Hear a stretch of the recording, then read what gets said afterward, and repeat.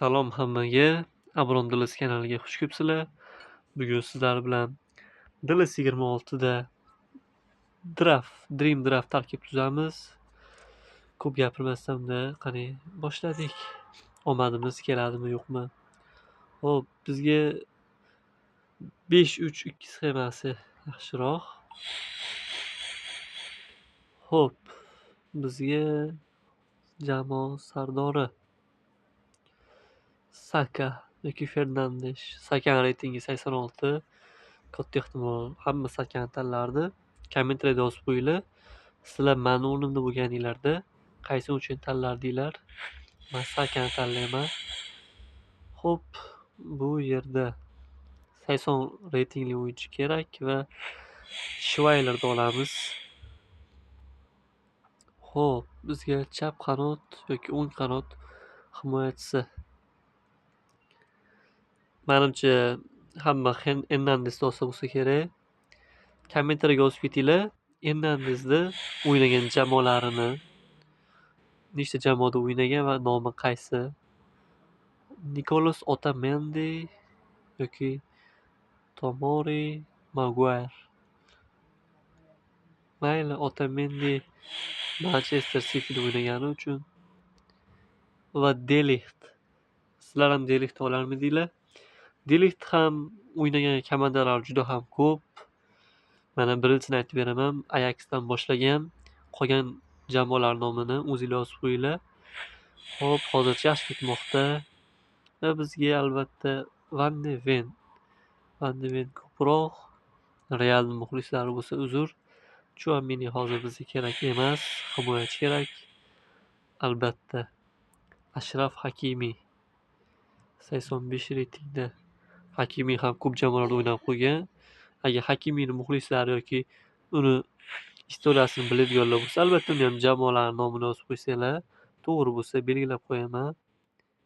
Xo'p, bizga yarim himoya yaxshi tushmadi. Shuning uchun eng kuchli reytingni olamiz.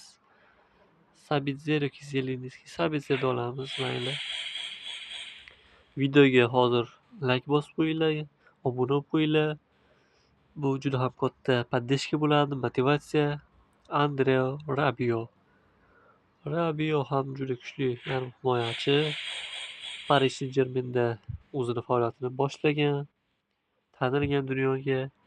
Barella Inter yarim himoyachisi. Xo'p, bizga hujumchiga Oyarzabalni olamiz. Darvozabon Sanchesni olamiz. Sanches qaysi jamoaning darvozaboni? Sizlarga savol. Di Lorenzo. Mayli. Himoyachi kerak bizga. Huysonimni olamiz. Huysonim qaysi jamoada o'ynaydi? Iskoni bilgan biladi. Legendarniy igrok. Talantiga gap so'z bo'lishi mumkin emas. Xo'p, bizga Eze kerak, chunki hujumda ham o'yna oladi. Ezeni olamiz. Wow,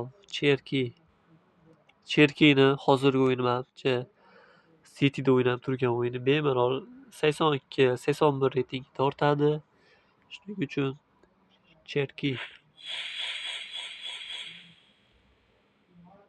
Bizga hop Kolomani yoki Retegui. Mayli, Reteguini olamiz. Reytingi baland ekan. Afsus, Husanov hali ham yo'q. 74 reytingda bo'lsa ham. Marcus Rashford yoki Havertz. Sizlar qaysi birini tanlardinglar? Albatta yozib qo'yinglar. Hop. Marcus Rashfordni bas Havertzni olaman. Hop, tarkibimiz hozir ko'rsataman. Sakar albatta hujumga.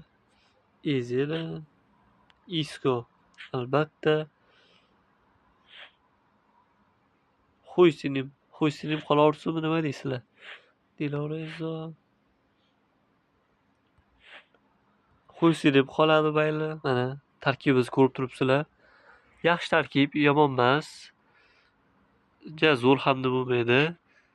Lekin omonimiz keldi desa ham bo'ladi. Shu bilan bugungi videomiz tugadi.